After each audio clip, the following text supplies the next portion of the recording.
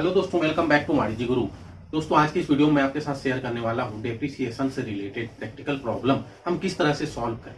एक proper question लेकर मैं आपको बताऊंगा कि अपन जब स्ट्रेट लाइन मेथड में डेप्रिसिएशन का कैलकुलेशन करते हैं और एक एसेट अकाउंट बनाकर जब हम उसको सॉल्व करते हैं तो वो किस तरह से पूरा प्रोसेस होता है, ये आपको डिटेल में आज की इस वीडियो में समझ में आएगा। साथ ही आप ये जानेंगे कि स्ट्रेट लाइन मेथड में जब एक से अधिक मशीनें खरीदी जाती हैं या संपत्तियां खरीदी जाती हैं तो कैसे उनका हम अलग अलग कैलकुलेशन करते हैं और एक खाते में ही हम सभी संपत्तियों को दिखाते हैं। चलिए वीडियो शुरू करते हैं। क्वेश्चन जो है मैं आपको पढ़ के सुना देता हूं और उसके बाद हम क्वेश्चन सॉल्व। 1 जनवरी 1994 को प्रेम मोहन एंड कंपनी ने एक मशीन 45,000 रुपए में क्रय की। उन्होंने यह अनुमान लगाया कि इस मशीन का अनुमानित जीवन 5 वर्ष तथा अवशिष्ट मूल्य 5,000 रुपए होगा। उन्होंने 1 जुलाई 1995 तथा 1 जनवरी 1996 को कुछ अतिरिक्त मशीनें, पहली मशीन 11,200 में यह खरीदी गई 1 जुलाई 1995 को, इसका अंतिम मूल्य 1,200 रुपए है, और दूसरा मशीन खरीदा गया 1 जनवरी 1996 को 6,600 रुपए में, इसका अंतिम मूल्य है 600। यह मानते हुए कि ह्रास स्थायी किस्त पद्धति से लगाया जाता है, 3 वर्ष का मशीन खाता तैयार कीजिए। अतिरिक्त मशीनों का जीवन काल 5 वर्ष। तो यह हमारा क्वेश्चन है। देखिए यहां पर पहले तो एक मशीन खरीदा, उसके बाद अगले वर्ष फिर से एक मशीन खरीदा और तीसरे वर्ष में फिर से एक मशीन खरीदा। हमको 3 साल का मशीन खाता तैयार करना है। मशीन खाता तैयार करने से पहले सबसे पहले आपको क्या करना है, डेप्रिसिएशन का कैलकुलेशन करना है। ह्रास कितना होगा इसकी गणना आपको करनी पड़ेगी। ह्रास निकालने का सूत्र जो होता है वो होता है वार्षिक ह्रास बराबर संपत्ति की लागत माइनस अवशेष मूल्य बटा संपत्ति का जीवन काल।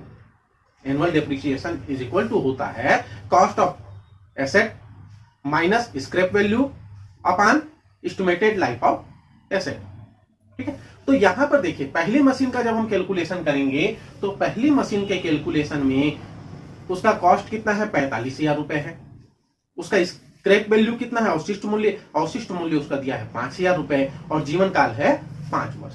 तो 45,000 में 5,000 माइनस हो गया, बचा 40,000। 40,000 का 5 से डिवाइड कर दिए तो 8,000 रुपए उसका डेप्रिसिएशन आ गया, एनुअल डेप्रिसिएशन।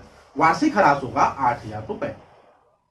और स्थायी किस्त पद्धति है, स्ट्रेट लाइन मेथड है, तो पूरे उसके लाइफ टाइम हम वही अमाउंट डेप्रिसिएशन के रूप में लगाएंगे।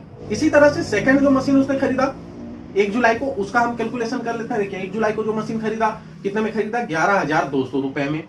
उसका अवशिष्ट मूल्य स्क्रैप वैल्यू कितना है, 1,200 रुपए है, और उसका भी लाइफ टाइम है 5 साल। तो 11,200 में माइनस हमने 1,200 घटा दिया, बचा 10,000। 10,000 का 2 से भाग दिए, 5 से भाग दे दिए, 5 से भाग दिए तो आ गया 2,000 रुपए। फिर आगे तीसरी मशीन का कैलकुलेशन हम देख लेते हैं। तीसरी मशीन कब खरीदा है ना, 1 जनवरी को खरीदा, साल भर का लगना है। 6,600 में खरीदा, 6,600 में से 600 रुपए उसके स्क्रैप वैल्यू के माइनस हो गए, बचा 6,000 रुपए। 6,000 को हम डिवाइड कर दिए 5 से डिवाइड कर दिए क्योंकि लाइफ टाइम उसका एस्टिमेटेड लाइफ है 5 साल, तो आ गया 1,200 रुपए एनुअल डेप्रिसिएशन। वार्षिक ह्रास की राशि है 1,200 रुपए। अब जो है, अब हम आपको मशीन खाता बना के दिखा सकते हैं कि किस तरह से जब एक से ज्यादा मशीनें खरीदी जाए, यहाँ 3 मशीनें हो गई, तो कैसे हम उसका कैलकुलेशन करते हैं और उसका कैसे हम मशीन अकाउंट में दिखाते हैं। चलिए देखते हैं। सबसे पहले मशीन अकाउंट का हम ऊपर हेडिंग डाल लेंगे। मशीन अकाउंट हमने लिख लिया। पहली मशीन खरीदा था 1 जनवरी 1994। 1 जनवरी 1994 को आपका जन्म भी नहीं हुआ था तब ये मशीन खरीदा गया। ठीक है, जब आप पैदा भी नहीं हुए थे, तो उस समय की हम बात कर रहे हैं। चलिए देखते हैं आगे। तो पहला एंट्री क्या होगा, पहली जनरल एंट्री होगी machine account debit to bank account या कैश अकाउंट, है ना, रोकड़ या बैंक से। तो डेबिट साइड में, मशीन अकाउंट के डेबिट साइड में हम लिखेंगे टू कैश अकाउंट। कितने का खरीदा, 45,000 रुपए का खरीदा, पूरा अमाउंट दिखाएंगे। यहाँ पे हमको पूरा जितने में खरीदा है वो पूरा अमाउंट दिखाना होता है। 45,000 रुपए में खरीदा, 45,000 रुपए डेबिट हुआ। और इस साल कुछ नहीं हुआ, तो सीधा उसका ह्रास लगा दिए 31 दिसंबर को। खाते 31 दिसंबर को बंद होते हैं, तो 31 दिसंबर को उसका ह्रास लगा। क्रेडिट में हम लिख दिए ह्रास खाता को बाय डेप्रिसिएशन अकाउंट, क्योंकि जनरल एंट्री क्या हुई, जनरल एंट्री हुई depreciation account debit to machine account. Machine account credit हो रहा है तो मशीन अकाउंट के क्रेडिट साइड में हम लिखेंगे बाय डेप्रिसिएशन अकाउंट। कितना 8,000 रुपए। पहली मशीन का कितना लगाए थे 8,000 रुपए निकाले थे तो 8,000 रुपए लिखेंगे। डेबिट साइड में है 45,000 जो हम 1 जनवरी को मशीन खरीदे, उस दिन मशीन की कीमत थी 45,000। पूरा साल भर हमने उसका यूज किया, ठीक है, दबा के उसको यूज किए हैं। अब उसके यूज करने के बाद अब मशीन की कीमत अंतिम साल के लास्ट कितनी बची 37,000 रुपए, क्योंकि 8,000 रुपए माइनस हो गए। तो आज मशीन की कीमत 31 दिसंबर को मशीन की कीमत है 37,000 रुपए। शेष बैलेंस निकाल देंगे, बैलेंस लिखेंगे क्रेडिट में ही दिसंबर 31 को, और वो हो जाएगा हमारा क्लोजिंग बैलेंस। बैलेंस है ना, कैरी फॉरवर्ड, ठीक है। और वो हमने यहाँ पे लिख दिया 37,000 रुपए टोटल कर दिए, उस साल का काम हमारा खत्म। दूसरे साल, अब दूसरे साल 1995 दिसंबर को जो वहां क्लोजिंग स्टॉक था वो यहाँ पर क्या हो जाएगा ओपनिंग स्टॉक हो जाएगा, है ना। तो यहाँ डेबिट साइड में हम लिखेंगे शेष लाया गया, बैलेंस बीडी ब्रॉड फॉरवर्ड। तो वो कितना हो गया, वही जो वहां लास्ट था 31 को जो लास्ट था, 1 जनवरी को वही फर्स्ट होगा। तो 1 जनवरी को हमने उसको लिख दिया यहाँ पे 37,000 रुपए। अब 1995 वाले वर्ष में क्या हुआ, 1 जुलाई को उसने दूसरी मशीन खरीदी 11,200 रुपए में, तो उसकी एंट्री हो गई डेबिट में। फिर से लिखेंगे टू कैश अकाउंट, रोकड़ खाता से 11,200 रुपए। और अब इस साल कुछ नहीं हुआ तो सीधे अब दिसंबर 31 को क्रेडिट में लिखेंगे बाय डेप्रिसिएशन अकाउंट, हरास खाता हो। अब 2 मशीनें हैं, पहली मशीन जो हम जनवरी 94 में खरीदे थे वो, और दूसरी मशीन जो हम जुलाई 1995 में खरीदे हैं वो। तो पहली मशीन का एनुअल हरास लगता है 8,000 रुपए, स्ट्रेट लाइन मेथड है, तो वही हरास लगेगा जो पहले साल में लगा है, दूसरे साल भी वही हरास लगेगा। अब दूसरी मशीन जो खरीदे जुलाई में खरीदे, इसका हमने कैलकुलेशन किया है 2,000 रुपए, लेकिन यहाँ 2,000 रुपए नहीं लगेगा। कितना लगेगा 1,000, क्योंकि 6 महीने का यूज होगा तो 1,000 रुपए उसका लगेगा। इस तरह से टोटल डेप्रिसिएशन कितना हो गया 9,000 रुपए हो गया, है ना। और हमारा टोटल कितना है 37,000 पहले था और 11,200 रुपए और बढ़ गया 48,200 रुपए, 48,200। तो 48,200 में हम माइनस कर देंगे कितना 9,000, ठीक है, 9,000 माइनस कर दिए और जो अमाउंट आया वो हमारा क्या हो जाएगा बैलेंस हो जाएगा 39,200। 39,200 रुपए हम दिसंबर 31 को बैलेंस दिखाएंगे दूसरे साल। और जो दूसरे साल का क्लोजिंग बैलेंस होगा तीसरे साल 1996 वाले वर्ष में, 1996 वाले वर्ष में वही अब क्या हो जाएगा ओपनिंग बैलेंस हो जाएगा। तो ओपनिंग में हम लिखेंगे शेष लाया गया, है ना, शेष लाया गया मतलब बैलेंस बीडी, वो कितना हो गया 39,200 रुपए।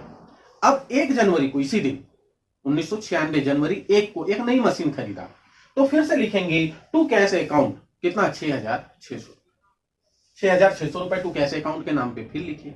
अब 1 जनवरी से लेकर दिसंबर तक कुछ नहीं हुआ, है ना, सब काम अच्छे से चलता रहा, कहीं कोई दिक्कत नहीं हुई। दिसंबर 31 को हमने तीनों मशीनों पे हरास लगाया। 3 मशीन कौन, जो 94 में खरीदे उस पे, जो 95 में खरीदे उसको, और जो 96 में अभी खरीदे हैं उस पे। तो 94 वाली जो पहली मशीन है उस पे तो 8,000 लगता है एनुअल, ठीक, वो चेंज नहीं होगा। दूसरा जो है जो 1 जुलाई 1995 को खरीदे थे उस पे कितना लगेगा, तो उस पे लगेगा अब 2,000 रुपए, क्योंकि अब वो साल भर यूज में आया, 1 जनवरी से 31 दिसंबर तक पूरा यूज में आया, तो अब उस पे पूरे साल भर का 2,000 रुपए लगेगा। और जो तीसरा हमने खरीदा है, तीसरे का हमने कैलकुलेशन किया 1,200 रुपए एनुअल हरास आया, तो 1,200 रुपए ही यहाँ पे लगेगा, क्योंकि जनवरी में खरीदे दिसंबर तक पूरा 12 महीने यूज किए, तो उस पर पूरे 12 महीने का 1,200 रुपए लगेगा। तो इस तरह से टोटल हरास अब देख लेते हैं, टोटल हरास हो गया 11,200 रुपए, 8,000, 2,000, 1,200, 11,200 रुपए टोटल हरास का अमाउंट हो गया। अब बैलेंस निकाल लेते हैं, डेबिट साइड को जोड़ते हैं। देखिए डेबिट साइड को हम जोड़ के देखते हैं, तो डेबिट साइड का टोटल 39,200 और 6,600, है ना, तो 45,800 रुपए हुआ डेबिट साइड में। क्रेडिट साइड में भी 45,800 होना चाहिए, लेकिन क्रेडिट साइड में कितना है 11,200, मतलब 34,600 रुपए क्रेडिट साइड में कम है। वो क्या है बैलेंस है, मतलब तीनों मशीन की कीमत मिलाकर दिसंबर 31 को कितना हो रहा है 34,600 रुपए हो रहा है, ठीक। तो इस तरह से आपको जब अलग अलग मशीनें खरीदी जाएंगी अलग अलग डेट में, है ना, तो उसका आपको पोस्टिंग एसेट अकाउंट में इसी तरह से दिखाना है। जो मशीन जिस डेट में खरीदा गया है उस पर उतने ही दिन का हरास लगता है।